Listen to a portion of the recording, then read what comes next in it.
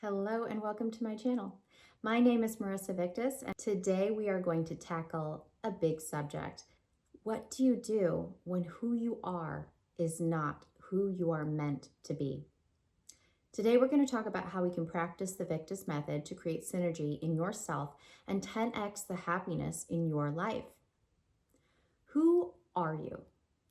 Be brave and really question who you are.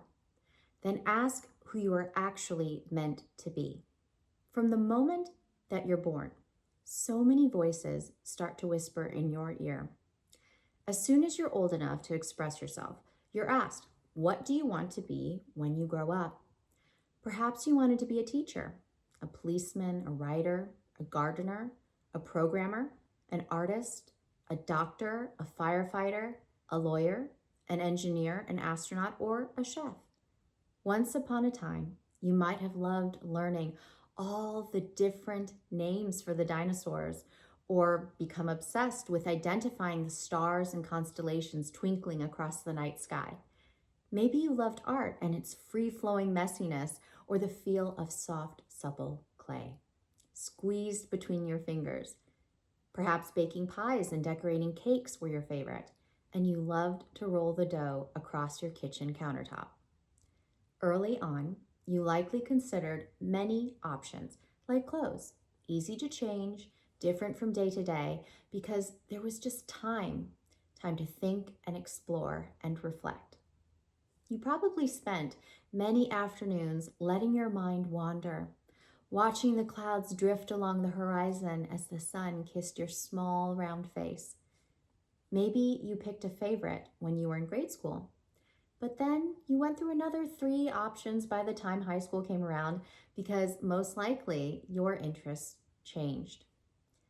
Then somewhere along the line, someone, perhaps a parent, a teacher, or a college advisor, they told you in no uncertain terms, you have to choose.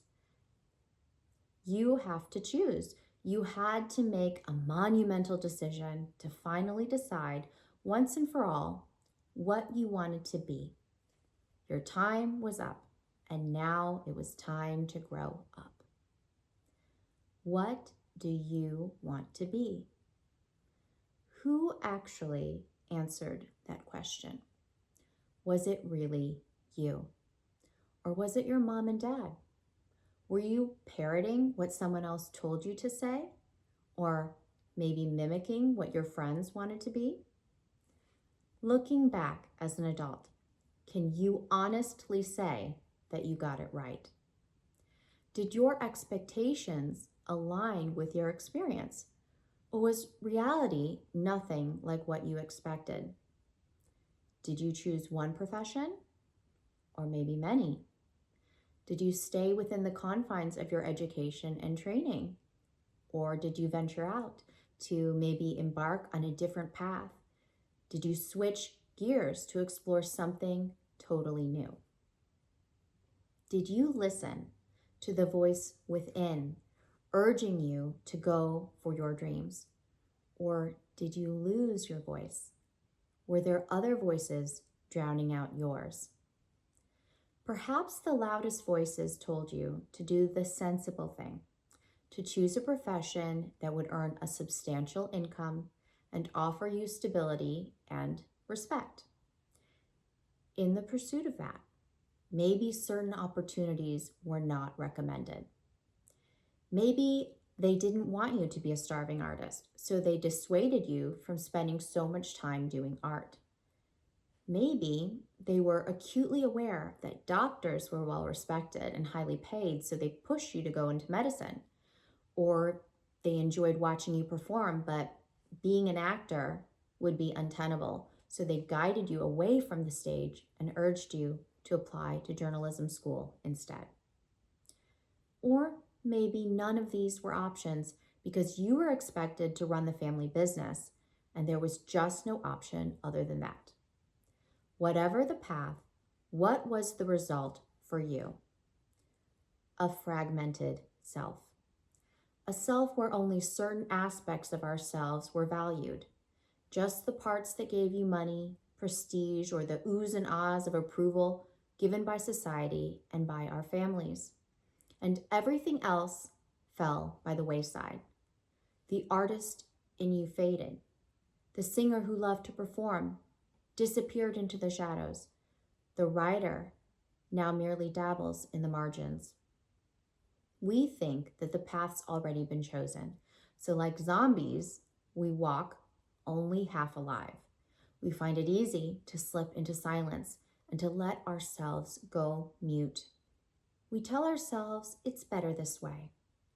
We didn't and still don't want to disappoint anyone. So we devote all of our time to it, hour after hour, day after day, doing the tasks that are assigned, that are required by absolutely everyone else.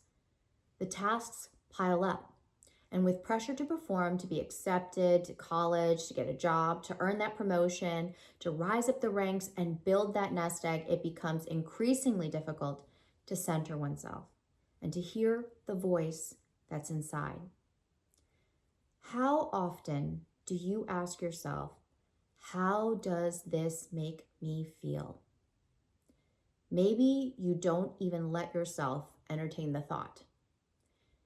Maybe you're just too busy. There are simply just too many things to do, not only career-wise, but you're dating or you're getting engaged or you just got married.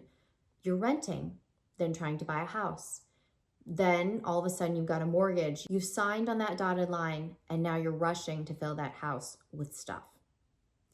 Then you're having kids, carpooling to games, making sure to raise them right, to teach them more than their words and numbers, to instill proper values and teach them how to be successful. And there we are. The cycle begins again. This cycle is never ending. I don't say this to fault our loved ones or to make anyone wrong. For the lucky, their advice might have been a subtle, gentle invitation to explore our strengths and discover what career best suited us. But for others, the advice might have been compulsory, more like an order, with a direct or subliminal message, you will do this or I won't love you. This is the only way you can earn my love. The wrong path. It might have been mapped out for us from the beginning. Or it could have just gone sideways when we were older, when we joined that rat race and our employers became the loudest voice in our ears. And when everyone else is climbing that ladder, well, we do it too, because that is what is expected. That's just what you do. Regardless of how we got here, for our own sake, it is worth asking the question, are you doing what is best for you? This can be so tough to answer. When other people's voices clutter our mind, we lose the ability to hear ourselves. We lose our connection to the deepest part of ourselves. We compartmentalize, we shatter, we separate from ourselves until we can no longer tell who we are. We forget that we matter. We don't give ourselves the time to answer questions like, am I fulfilling my purpose? If I do this, am I on the path to my dreams? Nor do we give ourselves time to just play. We don't wonder, does this thing bring me joy? What creative activities do I want to explore? Even if something doesn't make us loads of money or make us famous or well regarded among our peers, do we make time to do it anyway for the joy and happiness that it brings to us?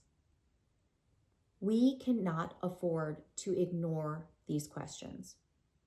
If we do, we will all end up in the same place, living a life that's inferior, where we're less than what we could have been, doing what we were not meant to do, and one day we will all be dead, never having lived. Not truly. But friends, it is never too late. There was once and still is you. Just you. That little girl or boy that you once were, playing with toys in the sandbox, swinging on the swings, watching the blades of grass waving in the afternoon breeze. We just have to realize, as long as we are alive, we still have time for swinging without a purpose, for hiking to see where the path leads, for watching the birds and imagining where they might be coming from or flying to, for making things with our hands and dreaming with our hearts. So let's stop. Let's be brave. Let's pose the right question. Are you listening to the most important person in your life? You. That is what the Victus method is all about. And if your answer is no, what is the solution? I use the Victus method to help me answer these questions. Victus is the pen name that I chose for my writing. But more than that, it's a way of life. Victus is Latin for living or way of life, and it's a philosophy, a way of approaching these overarching questions that I feel really shape who we become day to day, from present to future, how we frame our past, how we heal ourselves, how we become whole. It is vita est pro victus.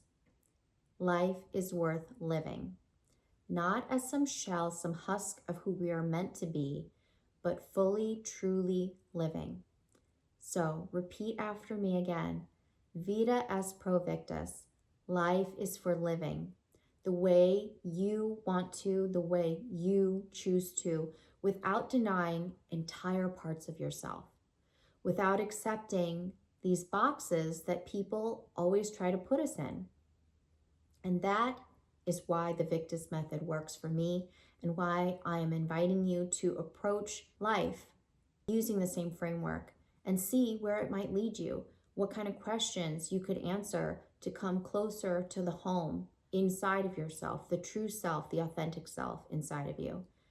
You can tailor it based on your preferences and what works specifically for you. A main tenet of the Victus method is synergy. Just imagine having synergy in every aspect of your life, not just in your job, but in your heart, body, and soul. Every week through my Victus Mindset and Meditation Synergy of Science and Self newsletter, I write nonfiction posts describing the practices and systems that have helped me. And I also love to explore new methods to see if they're effective too. If you too want to enjoy more joy, flow, and creativity in your life, then hit that like button, subscribe to this YouTube channel, and subscribe to receive my newsletter for free at marissavictus.substack.com. Together, we will apply the science-backed methods that we can use to create more synergy in our lives, because we can all be happier. We just have to look back at our younger selves and say, I see you. Let's invite them to become one with who we are and who we are still growing up to be. If you liked this video, please like and subscribe to my YouTube channel. And also, again, sign up for my newsletter at marissavictus.substack.com. The inner child in me honors and respects the inner child in each of you. Until next time, have a wonderful day.